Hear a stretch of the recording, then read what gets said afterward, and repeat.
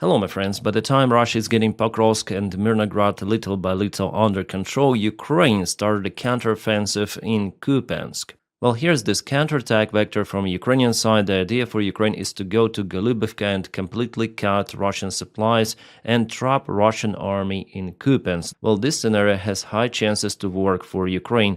There are no defense lines for Russians, and what they might do is just to use lots of the drones to cause Ukrainian army losses.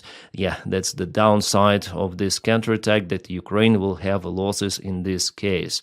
More losses as usual, as in every kind of the counterattack, and Ukrainian military command now has to decide whether to lose Kupiansk or try to cut the Russians out in this settlement. Well, indeed, it could be a disaster for Russians and for Putin and Russian propaganda. Also, they would be just shocked in this case. I guess it's the main goal now for Ukrainian military command in Kupiansk's direction. And if you go to the interactive map itself, you can see that Ukraine unfortunately already has some of the losses. That's the video from the Russian drone. You may see that Ukraine is using also the same protection as Russians, with those metal rods making a hedgehog type of the vehicles. Yeah, unfortunately, the first drone was enough to stop the vehicle, and the second one was also going to cause the damage for it. As you can see, there is another vehicle in the same way, and Russians also hit that one. However, it continued the movement.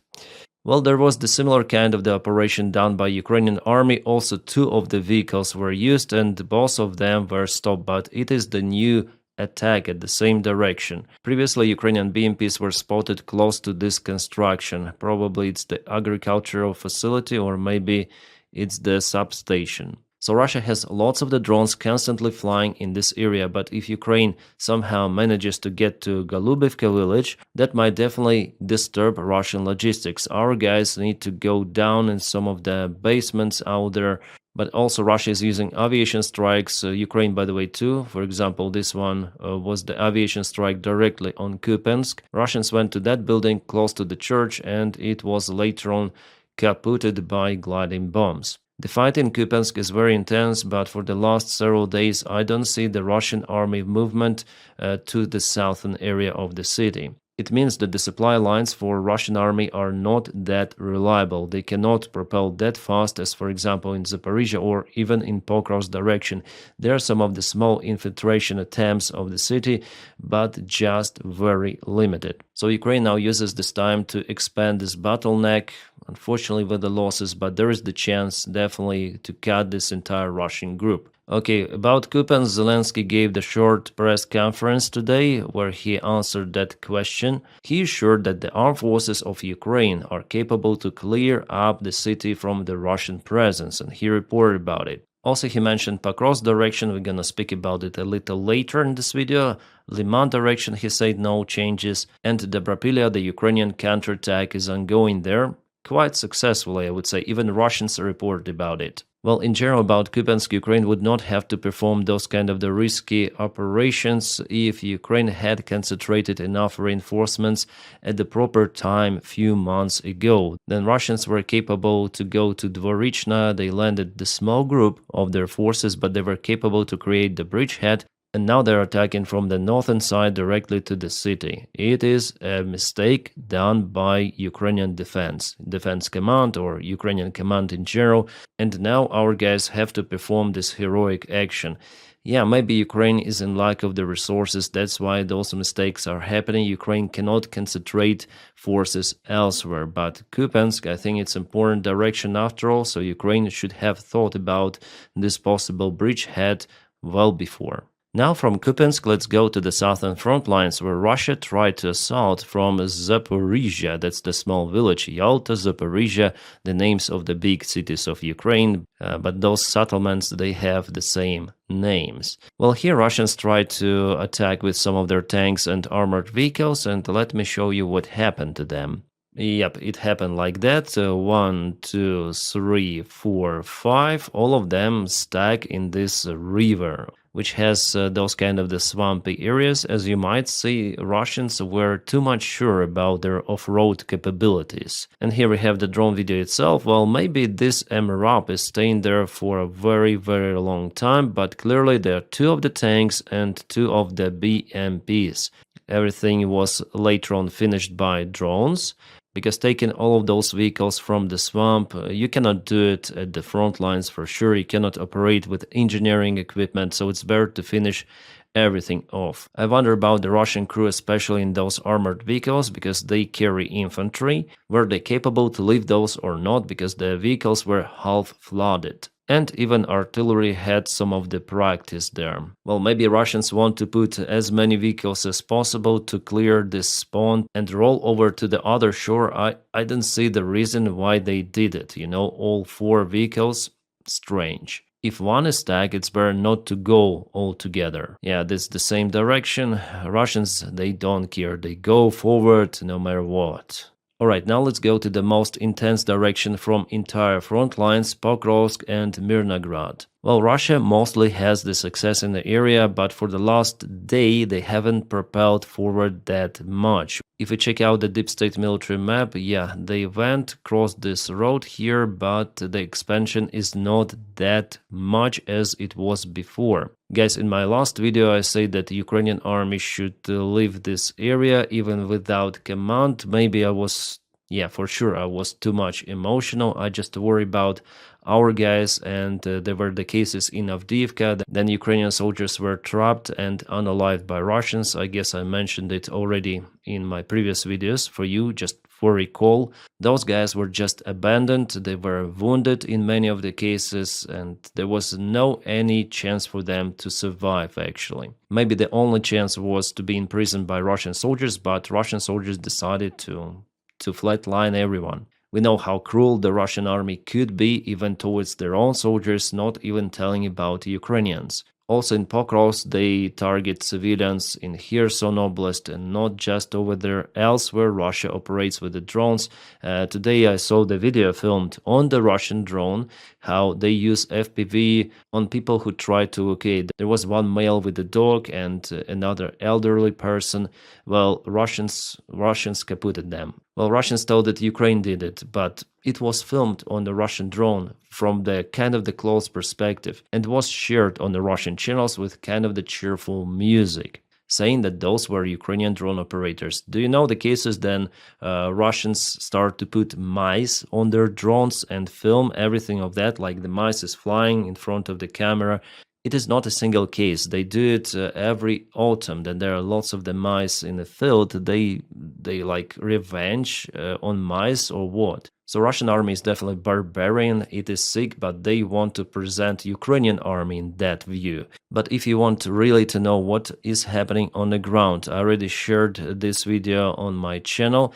It was filmed by Dylan. He's American, now in Ukraine, and in Ukraine for many years already. He filmed the video right on the ground. It's the best, I think, documentary job ever created by foreign journalists and posted on YouTube. It is 1 hour 49 minutes long, but it worth every freaking second to watch this one. And I still don't know why this video has just 38,000 views. Guys, we need to change it. We need to boost this piece of the journalist art into elsewhere, into internet. First of all, it's one of the best documentaries filmed on the ground, and Dylan, he was risking his freaking life filming this material. I'm doing nothing here, I'm sitting in the chair in front of the camera and the microphone, just blah blah blah some of the stuff, and I have way more views compared to this really piece of art, guys, of journalism. I don't understand it. I don't get it. So my opinion that Dylan Burns, he deserves way more subscribers, way more views on his videos. He's doing also live streams. He's saying the situation as it is, guys. And please subscribe for his channel. I'm gonna put it in the video description just below. Not the channel itself, but the video he posted, and there you can find his channel and subscribe, because this is outstanding. And I just hope that he'll be okay, because he's risking a lot for that content. I would say not even for content, but for Ukraine itself. Dylan, thank you so much. Alright guys, I deviated from the topic quite a lot, so let's go back to Pokros. So I was just in desperate yesterday telling that Ukrainians should evacuate on their own because the main volunteers, they start to say about it, that our guys should leave, it doesn't matter on Syrsky and so on. But of course, if someone leaves from one side, they could open the flank for Russians to enter and they might circle other Ukrainian groups. So yeah, it was my mistake, I didn't think about it yesterday, I was too emotional calling for evacuation. It should be organized properly. I just hope that Ukrainian military command, especially in this sector, is competent enough to organize it. Otherwise, if our guys get trapped, if Russians film the videos with our soldiers being just cancelled, it's the huge demotivation factor for Ukrainian morale in the army and in civilian life. Well, the Michael 73 analytic, he did this update, so Russians propelled further into the southern area of Mirnograd, and also the gray area expanded in Pokrovsk sector. Almost entire fight is happening in Pokrovsk, and Zelensky mentioned that Russia is using roughly 300 of the troops deployed in the city in different of the blocks, different buildings. Ukraine tries to use drones and aviation strikes there. As analytics say, it's important who controls this district, the northern area of Pokrovsk, and this crossroad for supplies. For now, those are two the main hubs for Ukrainian army supplies in Mirnograd and Pokrovsk, and Ukraine is doing some of the rotations even. And the most of the losses, they're not happening in Pokrovsk or Mirnograd, they're happening on the way out and on the way in to this agglomeration of the cities. Russia sends the drones to control this territory. We're speaking about the operative encirclement. Then Russian forces are still not capable to meet each other, but they may harm supplies a lot for Ukrainian army, making the defense almost not possible. So the only variant for Ukraine is to attack on the flanks and to let the forces out from Mirnograd and Pokrovsk. Judging on the current situation, it's gonna be a best case scenario for Ukraine. And unfortunately, guys, I have to show you even those kind of the pictures. Those are the roads from and to Pokrovsk. They have been hit multiple of the times. Lots of the Ukrainian vehicles. This is Humvee probably. Yeah, that's Humvee. So just for you to understand, yeah, that supplies are almost impossible to deliver. So Ukrainian army should have withdrawn from the place well before. And now Ukraine is doing those kind of the operations using helicopters, GUR special forces, just as a risky attempt to somehow unblock our guys. Unblock from supplies, first of all, because it's too late to use the vehicles normally, as you can see. And Russians are using fiber optic control drones. It is impossible to use any sort of the electronic warfare on them effectively. Only physically you may stop them. It's a very bad situation for Ukraine in Pokrovsk. In the northern side, if we speak about Dobropilya direction, there Ukrainian army is successful, definitely. There's just small enclave of the Russian army. On their channels, they also say that those guys will have to probably surrender to Ukrainians, and Ukraine was really capable here.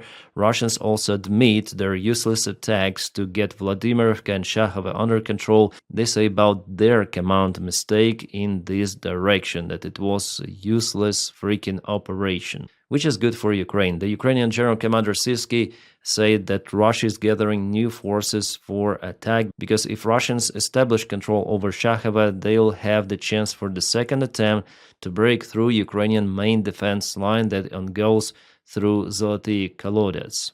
Also from the good news that still Russian army is not capable to occupy Rodinske. It's the very important settlement for the defense of Pokrovsk and Mirnograd. If they take it, it would be over instantly for two of those settlements, and doesn't matter if Ukraine has forces here or not. In that case, they might put their drone operators into the basements and they will close absolutely everything here. And you see, Ukraine is using aviation strikes there because Ukrainian command understands the priority of this very important point. One more UH-60 video that was filmed no one knows where, no one knows when. Probably it's just a training video to show Ukrainian GUR in operation.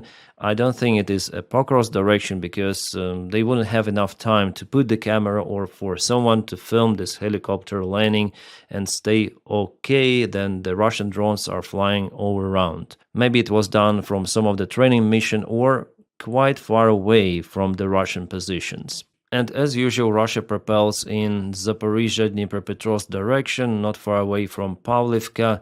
They're getting closer and closer to Pokrovsk, a very important settlement on the way to Zaporizhia. Alright guys, as for the Tuapse port, after all, it was an oil tanker that was hit by some of the drone. At first I thought that it was a bulker because there were some of the photos shared on internet with some of the damages to the bulker, but apparently those images are wrong, because definitely the satellite image later on I saw, it shows the oil tanker. Here was the bulker, it was on a different side, but this is still an oil line for Russia. Apparently they have two of the lines, so the oil tanker was staying somewhere here. It is just a Google image, but I saw the actual ones. I'll try to search for them again. Yes, so here we have it, an oil tanker, and this is the oil pipe or oil line to supply the tanker. This is it, and there was the damage done to its line and to the oil tanker itself. Also the damage done to the same line over here, yeah, we have it, and this tanker was not hit. So there were two of the tankers.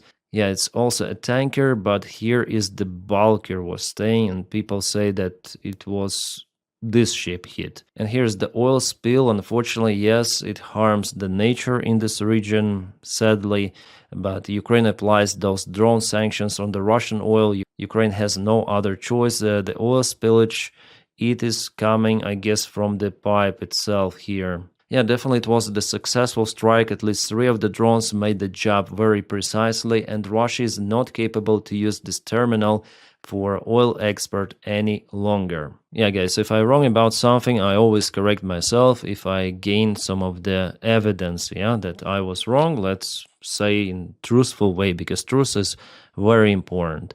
And thank you so much for writing it to me in the comment section. Yesterday I especially called the video "Russia is not winning" to trigger the Russian community, and definitely Russia is not winning. Ukraine is not winning either. As we understand, it's the long war of attritions, and I'm sure that Ukraine will not lose and Russia will be disintegrated. It's the destiny as it was for the Soviet Union, Russian Empire. They will repeat it once again. It is imminent. But here this video name triggered lots of the Z community members, and I was happy to ban many of them. Yes, I cannot ban all of them because there are thousands of the comments under my videos and I work alone, but yesterday I spent roughly an hour to clean all of those Russian bots out there, so I'm very happy that I named the video exactly as it is. So then I was reading also your comments, and thank you guys again for telling me some of the extra information where I could be wrong, and I indeed was wrong about this oil tanker, and that I called for Ukrainian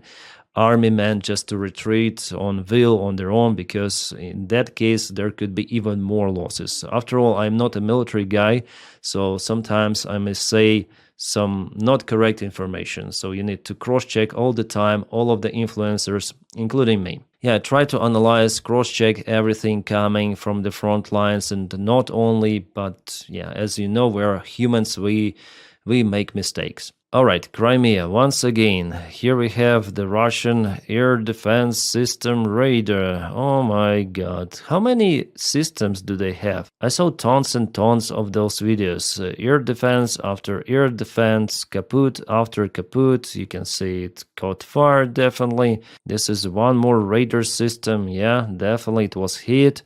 One more, yep, some of the radar here.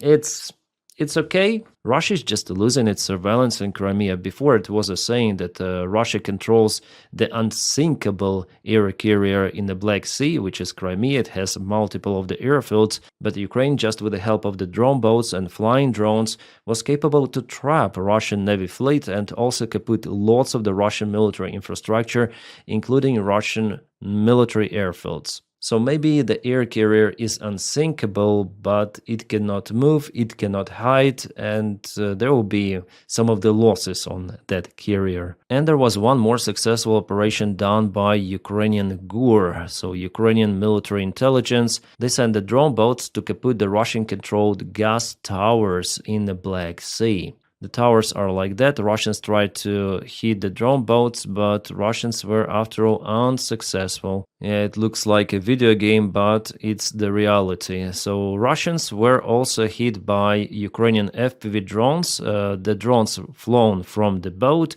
and were operating around this facility, trying to find the locations of the Russian soldiers. As you may see with thermal camera, it is easily achievable. The fights for those platforms continue for multiple of the times. There were different operations from Ukrainian side, from Russian side. Even Budanov went on one of those platforms. It reminds the Snake Island a little. Those platforms are important because Russians put their surveillance systems there. And what is this? That's the firework in a Russian refinery facility, Saratov, Novokuybashevsky refinery or something like that. The AVT-6 distillation plant was hit. It means that the refinery is not working as it should be. It's just a light explanation of what happened there the last night. So Ukraine is aiming for Russian refineries. From what I see, there are some of the gaps sometimes for those drone strikes of Ukraine, but still at least once a week we see those kind of the strikes. And Russians who are filming everything of that, you see that they are satisfied.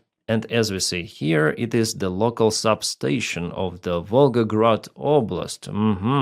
Well, probably Russians should expect some of the blackouts in this region. Alright, great news we have here. United Kingdom sends Ukraine more Storm Shadow missiles to strike in Russia.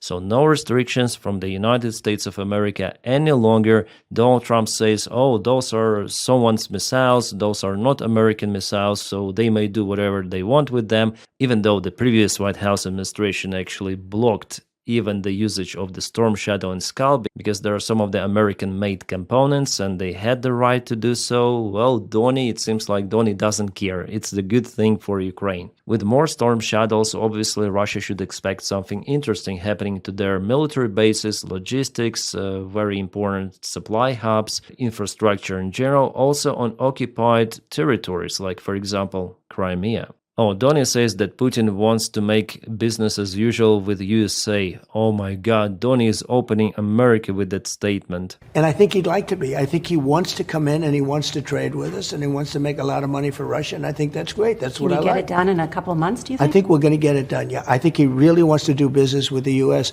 But it did work with India and it did work with Pakistan and it did work with 60% of those countries. Yeah, I would say Donny also wants it. Vitkov, Donny, everyone. They want to make money with Russia as usual, as it was during the first years of independence. Especially right now, then the United States is dependent on China, rare earth minerals. So for them, it would be awesome to have this nice relations with Russia that has lots of those minerals, resources, everything. But Donny doesn't understand that with Putin it is not possible. Putin is an autocrat, he's a dictator, and the system itself in Russia is impossible to match with democracy. This union is just maybe in Trump's dreams, that's it.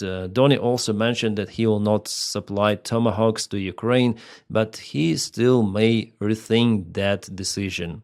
And physically, it is even hard for deploying those Tomahawks in Ukraine, because Ukraine needs also numerous of the ground launchers. And how many of those on the market in United States storages? 1, 2, 3, 4? No one says the real number, but not many absolutely. And without this political boost, decisions taken at the highest level possible, of course, the United States will not restart the production of those ground launchers. That's the main issue for the Tomahawks. So as for me, it was a variant to apply pressure on Russia, but Americans, they have different missiles, also could be launched from the airplanes. So maybe it's better to change the direction of discussion on cruise missiles of the different type. And still, Donny is sure that he may finish the war in Ukraine in a few months, he said, but it's unreal. With Putin, it's absolutely unreal. Meanwhile, big American and European companies start to earn more money on selling more oil. First of all, because of the sanctions applied on Russian oil. So consumers are looking for the new markets and they purchase, in this case, not the Russian oil, and the fuel prices, they're not growing fast or something, which means that this entire fear of the previous White House administration that the sanctions can lead to the oil prices to skyrocket, or Ukrainian strikes on Russian refineries also may harm the world economy and the United States personally, and Joe Biden will lose the elections. He lost the elections. He didn't even take the part in those elections because he was kind of the elderly guy, so people wouldn't have elected him, I guess, after all. But the real thing we see, Ukraine strikes Russian oil. Russian oil is also under sanctions, and still prices are not skyrocketing somewhere. Just sell more oil yourself. Those Exxon and Chevron are American companies, and they started to earn more profits from refining and trading roles in the third quarter as Russian capacity was contained.